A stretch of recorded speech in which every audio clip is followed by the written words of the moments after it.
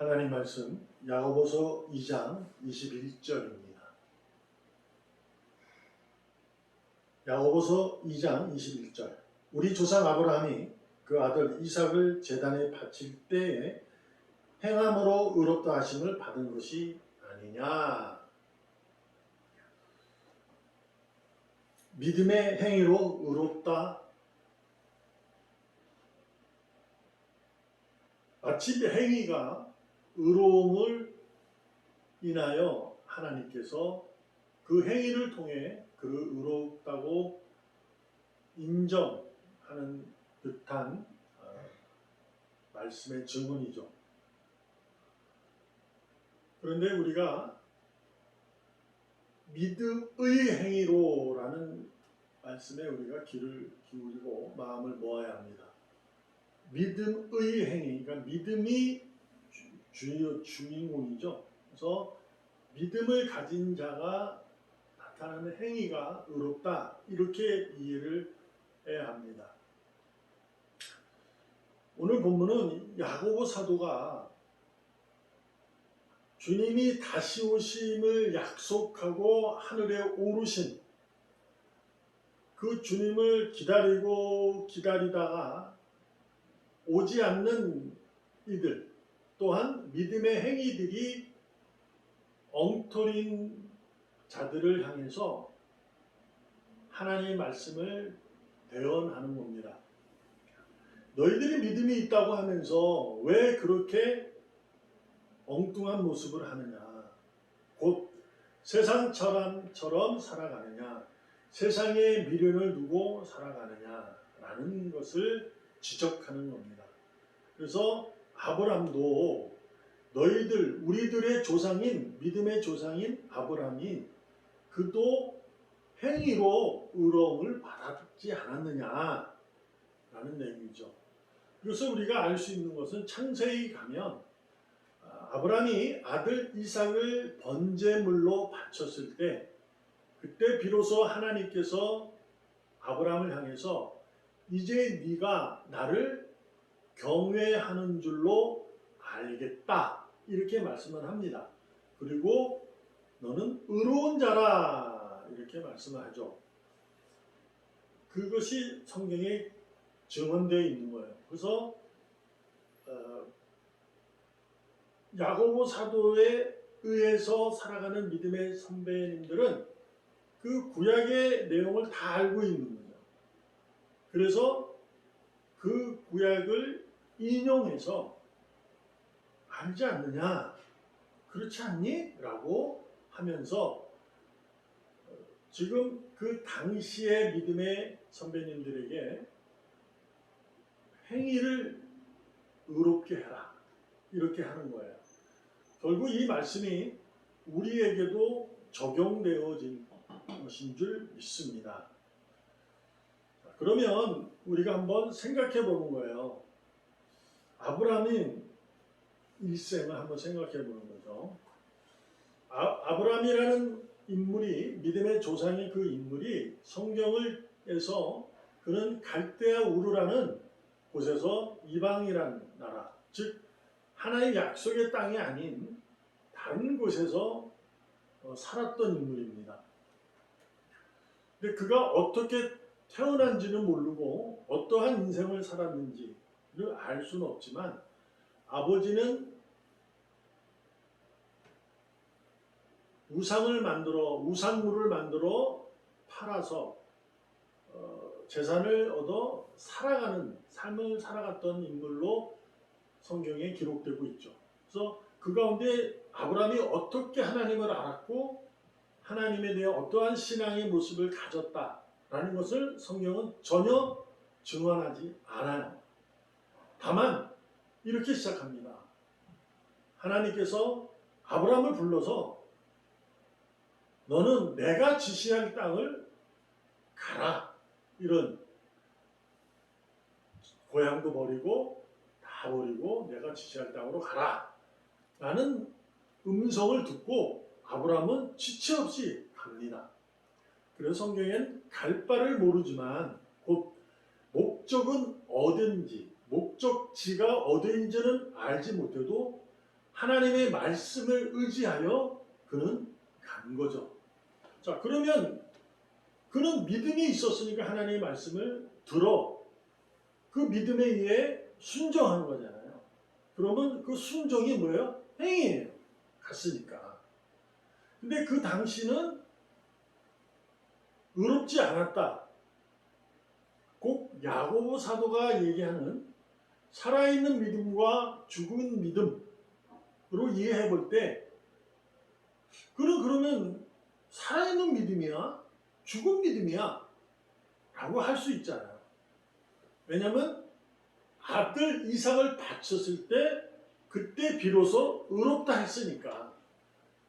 그럼 도대체 뭐지?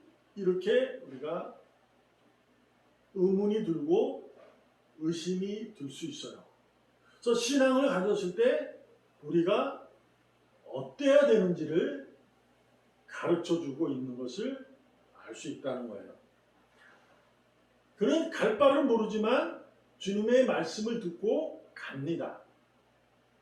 근데 그것이 의롭지 않다, 죽은 믿음이다 라고 성경은 말하지 않아요. 자, 갔어요. 근데 그건 믿음의 행위예요. 그러나 그는 그 멀리 떨어진 그 땅으로 갈 때 많은 일들을 겪게 됩니다. 우리가 아브라함의 인생을 잘 알잖아요. 이삭을 번제물로 받기 전까지 그의 삶이 어떻게 이해되었는지를 우리는 성경을 통해 알 수 있어요.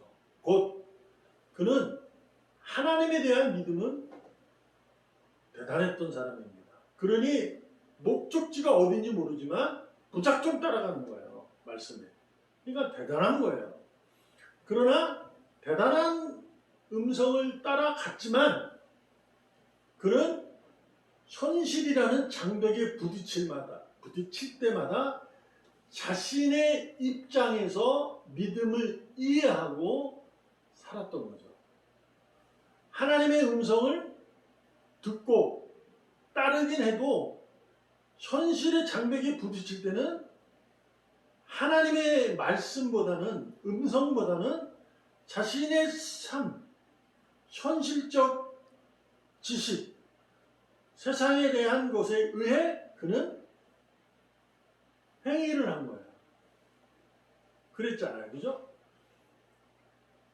기근이 드니까 애굽으로 내려갔었고 애굽으로 내려가니까 아내를 뺏길 것 같으니까 누이라고 속이고 그리고 다시금 자기의 종인 엘리에셀이 후계자입니다. 나는 현실적으로 애를 알 수 없습니다. 라는 것으로 통해서 계속 그랬고 또한 그래서 결국은 이스마엘이라는 아들도 얻게 되고 이러한 일들이 수만간 있고 직접 예수님이 이 땅에 찾아오셔서 그와 함께 마시면서 다시 너를 만나겠다 했을 때 사라가 비웃었다는 내용은 있어요. 그러나 아브람도 아마 쉽게 믿지는 않았을 거예요. 그런 일도 있었고 그러나 결국 주님이 돌아보아 그는 이삭, 웃음이라는 기쁨을 준 이삭을 맞이하게 됐잖아요. 그리고 나서 이제 이삭을 번제물로 바치게 되는 거예요. 그래서 하나님이 그를 이제 네가 나를 경외하는 줄 알겠다. 너는 의롭다. 이렇게 말하는 거죠. 자, 우리의 삶을, 우리의 믿음을 한번 생각해 보면 우리도 하나님을 주 예수 그리스도를 믿는 믿음으로 살아갑니다. 그래서 우리가 행하는 행위, 곧 내딛는 발걸음이나 내가 내미는 손길, 그리고 내가 내뱉는 말들이 믿음의 행위여야 되는 거죠. 의롭게. 그래서 우리의 삶에 나타나는 내용들로 그 현장에 선한 영향력을 끼쳐야 하는 거예요. 그런데 우리도 가끔 현실이라는 벽에 부딪히면 성경에 답이 써 있다면 그대로 따르는데 세세하게 우리의 모든 순간의 일들이 답을 정해 있지는 않아요. 뭉뚝되게 있는 거죠. 그러니 현실이라는 벽에 부딪힐 때는 우리도 우리의 나름대로 우리의 지금의 상황의 역사 속에서 일어나는 일로 우리가 감당하잖아요. 자, 그러면 우리가 죽은 믿음이냐? 그건 아닌 거예요.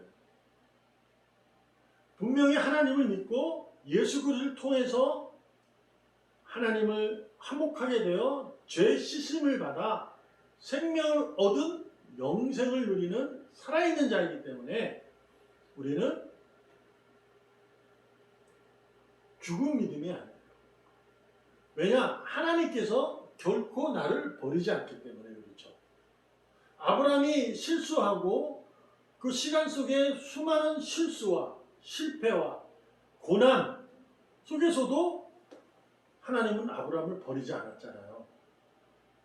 그러니까 우리도 그렇다는 거야. 그러니 우리도 삶의 현실의 장벽에 부딪히면 우리도 그렇게 살아도 되겠구나. 하나님이 버리지 않으니까.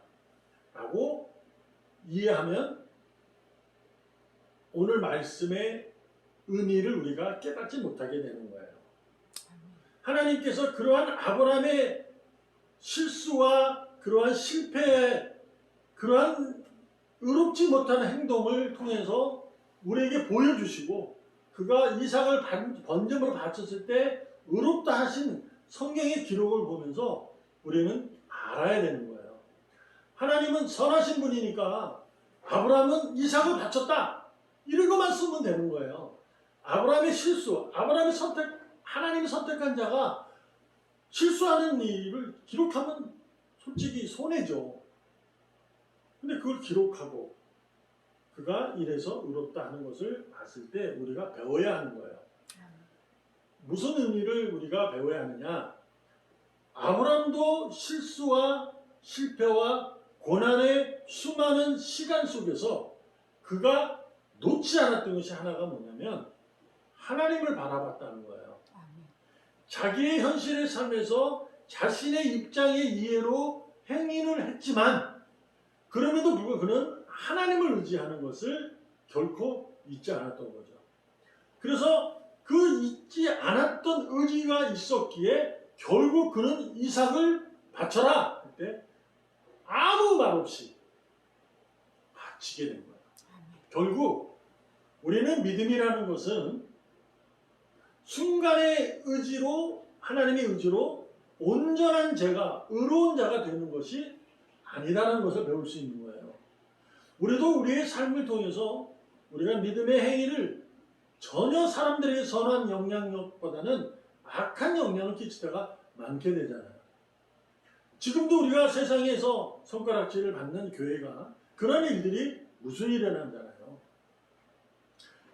그럼에도 불구하고 우리가 존재하는 이유는 아브라함을 바라보라는 거예요. 아브라함은 그럼에도 불구하고 자신의 입장에서 그렇게 실수하고 실패했지만 결국 그는 하나님의 의지를 알게 되었고 그래서 자신이 가장 귀하게 여기는 아들까지도 번제물로 하나님이 바치라 하니까 과감 없이 바치게 된 거죠. 무엇일까요? 믿음은 성장하는 겁니다. 믿음은 그 행위 자체가 성장하는 거예요. 우리는 교회만 나가면 다 되는 줄 알죠. 예수를 믿으면 끝인 줄 알아요. 그러나 우리가 솔직히 우리의 인생을 자신의 삶을 돌아봐도 잘 알 수 있는 거예요. 얼마나 많은 거짓말을 하고 얼마나 많은 실수를 하고 또한 얼마나 많은 하나님과의 믿음과의 상관없는 일을 하고 있는지를 우리는 스스로 잘 알 거예요. 이렇게 물어보면 아니라 할 수 있지만 생각해보면 내가 하나님을 절대 의지해서 살아가는 자인가에 대해서는 알 수 있잖아요. 그렇잖아요? 하나님을 의지하고 와라. 내일은 모르니 오늘 너는 하나님을 의지하라. 그러나 우리는 내일이 두려워서 내 생각의 방법으로, 내 현실의 방법으로 자꾸 가잖아요. 아브라함이 그랬던 거예요. 기근이 드니까 애굽으로 내려간 거잖아요. 살려고. 근데 기근 든 곳이 하나님의 약속의 땅이었잖아요. 거기로 가는 거예요. 하나님은 그를 버리지 않아요. 다시금 돌아오게 해요. 이 하나님이에요. 그래서 돌아오면서 그는 배우는 거예요. 실수와 실패와 고난의 그 순간에 유익됨을 알게 되는 거예요. 그래서 우리가 삶을 살면서 이 시간이 가장 귀하다는 것을 아셔야 돼요. 아브라함이 그랬던 것처럼 우리가 어떤 현실 속에서도 하나님을 바라보는 것을 놓쳐서는 안 되고 그 시간을 잃어버려서는 안 됩니다. 예기치 못한 현실의 문제에 자신의 입장 이해로 하다 보면 더 큰 문제를 만나게 됩니다. 하나님을 바라보며 지금도 그 문제 앞에 자신의 입장보다는 하나님 바라보고 하나님이 이끄는 대로 힘들게라도 험한 골짜기를 건너가고 험한 심한 풍파 속에서도 맞으며 건너가면 점차적으로 우리는 하나님의 의지를 발견하게 됩니다. 말라기 3장 6절에 나 여호와는 변하지 아니한다. 그러므로 야곱의 자손들아 너희가 소멸되지 아니하느니라 하나님이 약속하셨어요. 현실 때문에 우리를 버리고 현실 속에서 내가 실수하는 것을 하나 버리고 포기하는 것이 아니라 하나님은 변하지 않는다는 거예요.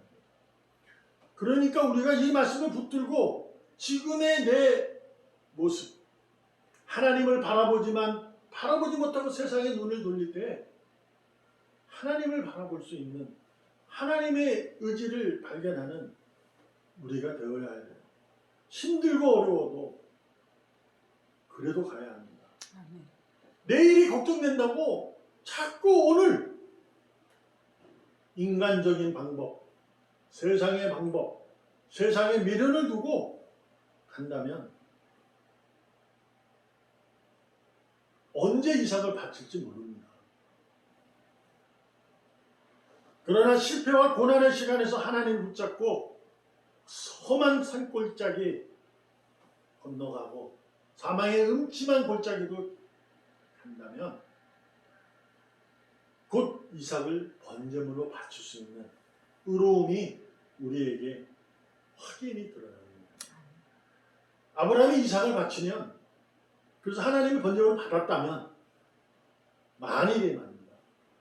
아브라함은 인생을 그냥 아무런 인생도 아닌 거예요.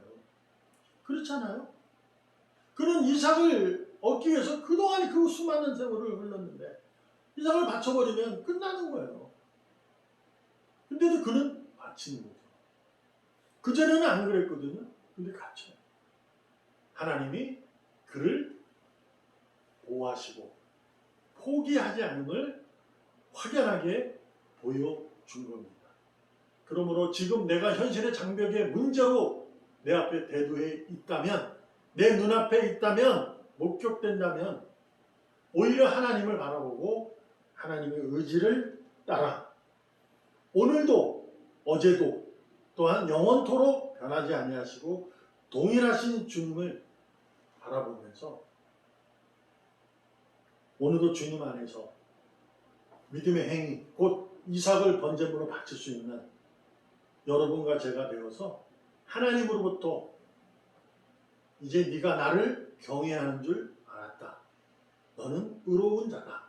라는 칭찬을 듣고 살아가기를 주님의 이름으로 축복합니다. 아멘. 기도합니다. 하나님 감사합니다.